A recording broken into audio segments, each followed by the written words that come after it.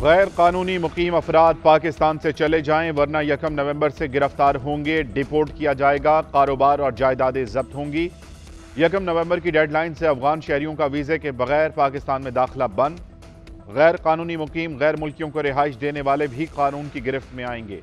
जाली शनाख्ती कार्ड रखने वालों को ढूंढ निकाला जाएगा। टास्क फोर्स तश्कील दे दी गई।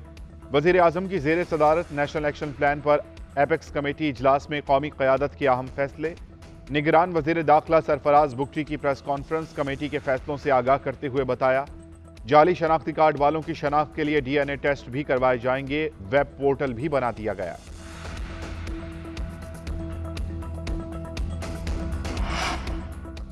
रियासत की रेट कायम करने के लिए किसी भी हद तक जाएंगे। चैलेंजेस का मुकाबला करने के सिवा कोई रास्ता नहीं। पाकिस्तानी शहरी की जानो माल सबसे मुकद्दम है।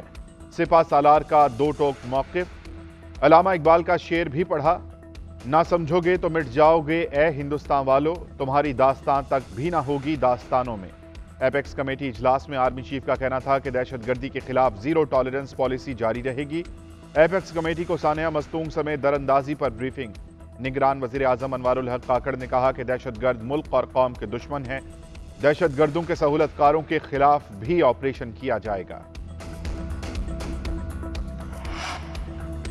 जब मार्शल लॉ लगता है तो सब हथियार फेंक देते हैं। पार्लिमान कुछ करे तो सबको हलफ याद आ जाता है। फर्द वाहिद नहीं हमेशा मुल्क की तबाही की।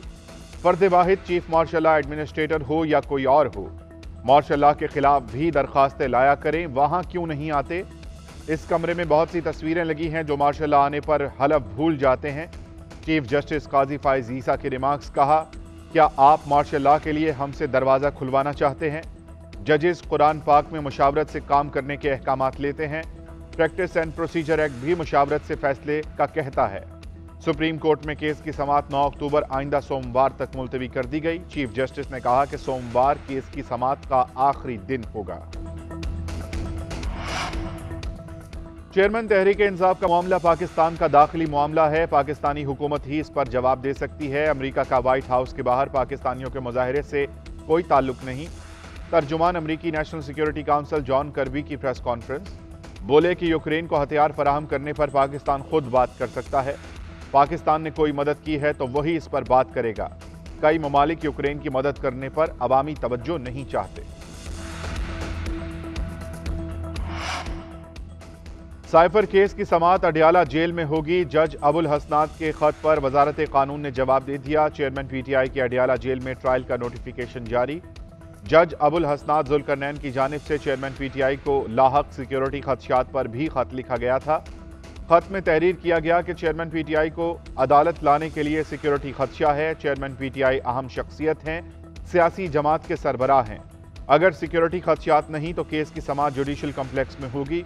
उधर तहरीक इंसाफ ने साइफर केस के जेल ट्रायल का फैसला मुस्तरद कर दिया।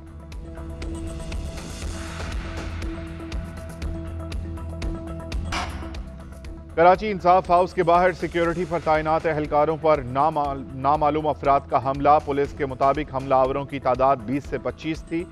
नामालूम अफराद ने पुलिस एहलकारों की वर्दियां फाड़ दी। सिक्योरिटी एहलकारों से असलहा छीनने की भी कोशिश। पुलिस की नफरी पहुंचने पर हमला आवर फरार हो गए। वाक़ये का मुकदमा दर्ज कर लिया गया।